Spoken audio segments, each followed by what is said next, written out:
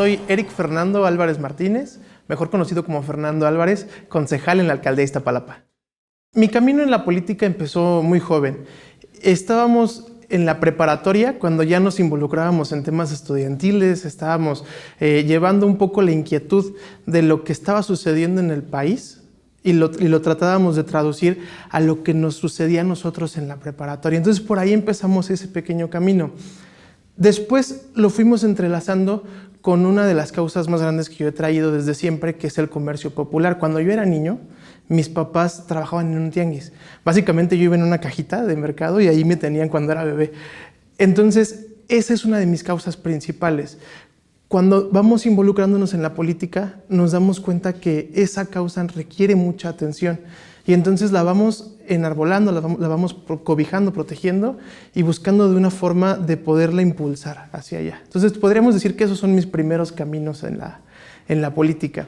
Y obviamente en Iztapalapa, pues porque ahí nacimos, ahí crecimos, ahí nos desarrollamos como jóvenes, como niños, como jóvenes, y después ya, después del caminar, hasta como profesionistas, ¿no? Fui electo a través de otro partido político. Eso es algo que me gusta platicarlo porque tiene una lógica de cómo vamos caminando en el quehacer político. En el lugar en donde estábamos, o en la expresión en donde estábamos, había nacido desde una corriente social importante que había fundamentado parte de las instituciones del país.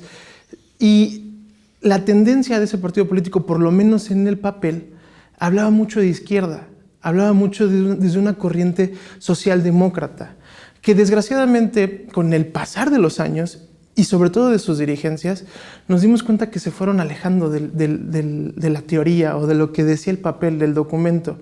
Y no había ninguna oferta política ya para las personas, ya no había oferta social. Básicamente lo único que había era, pues trato de mantener lo poquito que tengo para poder sobrevivir y para poder estar ahí. Si tú volteas a ver, pues no hay un postulado que sea para las personas, para la gente. Entonces, cuando es así, es muy difícil hacer política, porque no puedes hacer ni decir nada sin que haya alguien que te esté volteando a señalar de alguna forma.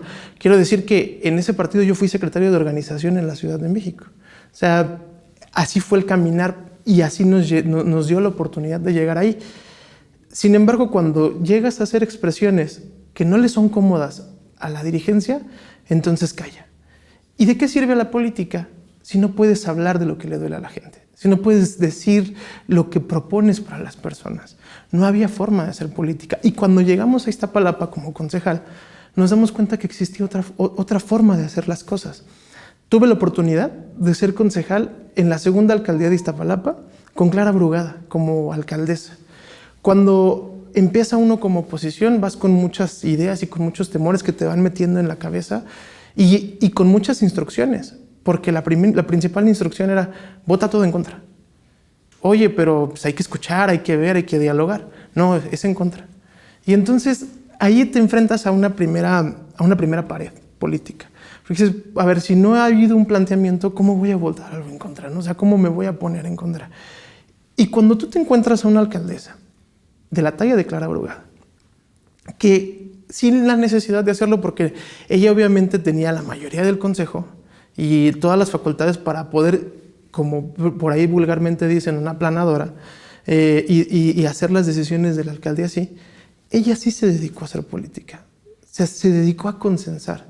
Y quiero decir que todos los que en su momento estábamos en la oposición, fuimos escuchados y sumados a un proyecto de alcaldía, porque ella entendía una cosa, la pluralidad de Iztapalapa se traducía en ese consejo. Y entonces te vas dando cuenta que la realidad no es como te la pintan, y que hay capacidad de diálogo, incluso más que donde se supone que tú estás. Que hay capacidad de hacer política y de involucrar a la sociedad, incluso más que donde se supone que tú estás. Y entonces te metes ya de fondo a lo que es Iztapalapa. ¿Y por qué digo de fondo? Porque una cosa es lo que a ti te acontece en el día a día, y que tú vas viendo en las necesidades de la sociedad, y la otra es cómo la administración las atiende. Entonces ya te metes de fondo y las ves y dices, oye, hay una gran transformación en Iztapalapa en materia de seguridad que no necesariamente tiene que ver con las policías, que tiene que ver más con cómo integro a los grupos que son potencialmente delictivos, que no necesariamente ahorita están delinquiendo, sino que en el futuro pudieran hacerlo porque les hacen falta muchas cosas.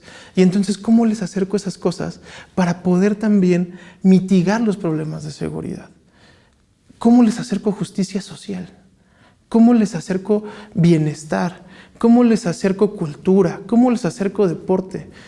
Y cuando te vas dando cuenta de eso, vas reflexionando y dices, oye, aquí hay atención. Claro, no es fácil. Iztapalapa fue tratada como la trastienda, o como el traspatio, mejor dicho, de la Ciudad de México por muchos y muchos sexenios. Claro, transformar un espacio tan grande como lo es, que podría considerarse incluso un estado de la República, es difícil, es extremadamente complejo, porque había que llegar y meterse de fondo a las necesidades de cada grupo, de cada colonia. Y solo lo podía hacer quien lo entendía desde la raíz. Y ahí estaba Clara Brugada. Hoy muy orgullosamente puedo decir que formo ya parte de un proyecto transformador, pero sobre todo de un consejo que contribuyó a que se lograran estas transformaciones, que acompañamos todos, y hay que decirlo todos, porque muchas veces en esta campaña que pasamos, habían quienes decían, es que Clara esto, Clara aquello, y la señalaban por muchas cosas. Pero hay que decirlo también muy claro, el PAN y el PRD acompañaron esos proyectos y esos presupuestos, y todos los votaron a favor, porque no tenían manera de ir en contra de lo que planteaba la exalcaldesa, hoy nuestra jefa de gobierno electa. Entonces, por ahí va esa lógica de podernos sumar a este proyecto y de decir, yo quiero estar del lado donde sí proponen cosas. Quiero estar del lado en donde se protege a la gente que muchos años fue olvidada y fue abandonada. Yo tengo muy buen ánimo porque sé que Clara hoy como jefa de gobierno hará política. Hoy dicen muchas voces o muchas expresiones desde el temor que quieren infundar a la sociedad, porque es esa discursiva la que quieren implementar a la sociedad. No, pues es que hoy tienen una supermayoría que les regalaron en el Instituto Electoral de la Ciudad de México y que los tribunales les dieron, cosa que es falsa, y si me permites ahorita tratar de platicar un poco sobre eso. Y es que con esa supermayoría entonces ya no tienen por qué escuchar a las otras expresiones. Y yo te puedo decir una cosa, en mi experiencia como concejal de Iztapalapa, que vi a Clara hacer política, que yo la viví, a mí nadie me la va a contar y nadie me la va a platicar. Yo la vi, ella siempre escuchó siempre. Habían cosas con las que no estaba de acuerdo que le planteaban, pero cuando había un razonamiento lógico de necesidades de Iztapalapa planteadas por el PAN, por el PRD, siempre las escuchó y siempre las atendió. Yo puedo decir hoy y dejar de manifiesto, porque aparte las versiones de los consejos son públicas y las pueden buscar, están publicadas, como los propios concejales de la oposición, los más recalcitrantes, agradecen y se van agradeciendo y oiga, pues es que siempre nos atendió, siempre hubo mano amiga, siempre hubo capacidad institucional. Y entonces yo hoy sé que Clara, desde el gobierno de la ciudad, hará lo mismo, porque ella entiende algo que la oposición es incapaz de entender y que ellos, cuando gobernaron la ciudad, no pudieron entender. La ciudad es plural, la ciudad tiene muchísimas expresiones y hay que escuchar a la persona que tiene las capacidades o las capacidades económicas más humildes como las personas que tienen mucho poder adquisitivo, y hay que buscar la manera de poder equilibrarlo, sin quitarles a unos para darles a otros. Eso lo tiene muy bien claro Clara. Entonces, confío en que sabrá hacer política, porque ya lo sabe hacer, más bien en que hará política en favor de todos los capitalinos, incluso de los que no votaron por ella. Hoy hay una discursiva que trata de implementar la oposición, y digo trata porque no ha permeado en la sociedad. O sea, la sociedad sabe, y lo sabe tan claro que por eso salió de forma masiva a votar el 2 de junio y sabían cuál era su voluntad. Y la voluntad de la sociedad en general era que Morena tuviera todas las posibilidades de poder llegar a este segundo escaño de la transformación y poderlo hacer de manera contundente, de manera real, porque se dieron cuenta que la oposición, a lo único a lo que se dedicó, y ahorita lo voy a hablar en materia federal, pero por ejemplo en materia federal, a las benditas moratorias constitucionales. Es decir, y para decirlo lisa y llanamente, decirle a todo no. Todo lo que proponga el presidente no. ¿Por qué? Porque lo propuso el presidente. Oye, ¿pero es bueno o es malo? No lo sé. Lo propuso el presidente y entonces no lo quiero. Y la sociedad se dio cuenta que era difícil, que se está haciendo mucho por la transformación, pero que se necesitaba más. Y entonces la sociedad apoyó el plan C. Y entonces le dio a Morena todas las facultades para poder tener mayoría. Por eso es que ese discurso no ha podido permear. Y jurídicamente hablando, intentaron acceder a los tribunales para poder decir, bueno, pues entonces hay una sobrerepresentación. Un principio que buscaban o que siempre buscaron que para ellos fuera a su favor, y lo dejaron en la ley, porque se buscó siempre que hubiera una reforma. El presidente Andrés Manuel propuso una reforma electoral para que esto no sucediera. Se mantuvo así y con las reglas que ellos pusieron se consiguió esta representación popular basada en el voto de la gente. Y cuando se logra, entonces ya no les gustó, entonces ya no les pareció.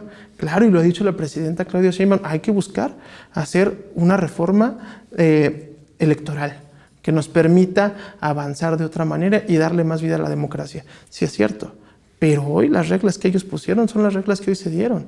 Y con lo que hoy tenemos esa mayoría, pero no es la mayoría de Morena, es la mayoría del pueblo, porque el pueblo así lo votó, el pueblo así lo decidió, y hoy estamos, obviamente, con todas las condiciones para poder construir ese segundo eslabón de la transformación, con la premisa siempre de lo que ha dicho el señor presidente, sin tener la oportunidad de fallarle al pueblo de México. Iztapalapa viene de consolidar la transformación en sí misma y lo vivieron en carne propia porque cuando no había espacios públicos, se recuperaron espacios públicos. Por poner un ejemplo, antes de hablar de las utopías, se recuperaron espacios públicos como el camellón de Periférico Oriente, a la altura de donde hoy está el barco Utopía, y se construyó un gran parque. Y eso lo hizo la jefatura de gobierno entonces encabezada por Claudia Sheinbaum en coordinación con Clara Brugada como alcaldesa de Iztapalapa. Y entonces se hizo un parque muy bonito, en donde antes eran terrenos baldíos, en donde antes se asaltaban personas, en donde antes teníamos delitos de alto impacto como desgraciadamente hasta violaciones, etcétera, etcétera, ¿no? Y hoy es un espacio muy padre, reconocido a nivel nacional. Y también se lograron las utopías, espacios en donde habían canchas de fútbol llanero, en donde la gente se juntaba, donde estaban los ligueros, estos cuates de las ligas de fútbol, que mucho entorpecen también a veces la vida pública, porque se ponen a tomar, se ponen a beber, se ponen a cobrar espacio público.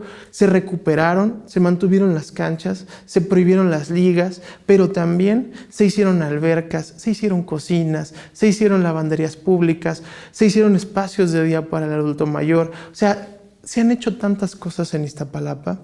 Hoy tenemos muchas utopías, por lo menos una en cada parte de las partes centrales de Iztapalapa, en las que las personas pueden llegar y disfrutar lo que ellos quieran. Mira, hay deportes como hockey, que yo como niño jamás me imaginé ni siquiera ver el hielo. Y ahora hoy un niño de Iztapalapa que diga, oye, es que a mí me llama la atención, puede ir a jugar hockey, puede ir a jugar tenis que te puede costar 850 hasta 2,000 pesos la hora, ahí lo puedes hacer gratis. No tienes ni que llevar las raquetas, ni las pelotas, ni pagarle al instructor. Ahí está. Entonces las mujeres pueden asistir a unos espacios de cuidado como spas, como temazcales, para ellas, para su cuidado personal. Y algo muy importante, en Iztapalapa se propuso y se promovió, gracias a nuestra hoy jefa de gobierno, el primer sistema público de cuidados de toda la República Mexicana. Este sistema público de cuidados nos involucra a todos, porque reconoce el trabajo que tradicionalmente han hecho las mujeres en casa, pero también nos ayuda a los hombres a comprender lo que es el trabajo del cuidado y podernos sumar a él. Entonces, ¿qué sigue en Iztapalapa? En Iztapalapa sigue consolidar estos espacios, seguir aportándole a la gente esas facultades para cubrir sus necesidades que son básicas. Muchas veces ellos ni siquiera lo entendían así porque no se lo podían imaginar. Hoy son necesidades básicas para el desarrollo, para combatir el estrés, para poder imprimirte de cultura, para muchísimas cosas. Hay que consolidar eso. Clara, nuestra jefa de gobierno, ya lo ha dicho, va a construir más utopías en Iztapalapa y en toda la Ciudad de México. Vamos por consolidar también un tema de seguridad muy grande en Iztapalapa, no solo a través de la policía, porque no se combate así la inseguridad, sino de forma integral.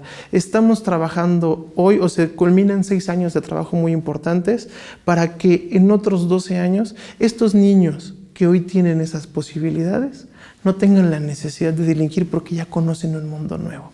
Eso es Iztapalapa y es lo que muy honradamente y muy orgullosamente pusimos al alcance del pueblo. Soy Eric Fernando Álvarez Martínez, concejal en la alcaldía de Iztapalapa, y te invito a que nos acompañes a seguir todas las transmisiones de la 4TV.